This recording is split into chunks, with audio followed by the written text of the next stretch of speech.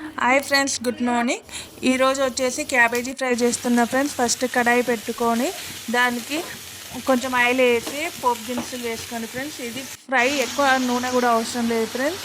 క్యాబేజీని మంచిగా మగ్గనివ్వాలి ఫ్రెండ్స్. కొంచెం మగ్గినాక కలర్ చేంజ్ అవుతుంది. క్యాబేజీ మగ్గుతుంటే గోల్డ్ కలర్కి వస్తుంది ఫ్రెండ్స్. అలా మగ్గినాక ఆఫ్ అయినట్టు ఫ్రెండ్స్. మరి ఇంకా కొంచెం దూరగా ఫ్రై చేయాలి ఫ్రెండ్స్. చాలా బాగుంటుంది ఫ్రెండ్స్ ఇలా చేసుకుంటే. కర్రీ కన్నా ఎందుకు క్యాబేజీ పచ్చడి లేదా క్యాబేజీ ఫ్రై ఎక్కువ చేసుకుంటాం ఫ్రెండ్స్ మేము. మీరు కూడా ఒకసారి చూడండి ఫ్రెండ్స్. గోల్డ్ కలర్లో వచ్చేసింది.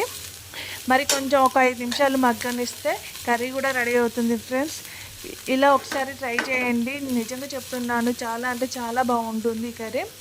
దానికి సరిపోయేంత కారం, ఉప్పు, ధనియాల పౌడర్ వేసుకొని మంచిగా కలపండి ఫ్రెండ్స్, కర్రీకి పట్టేటట్టు. ఎక్కువ ఆయిల్ కూడా అవసరం లేదు ఫ్రెండ్స్.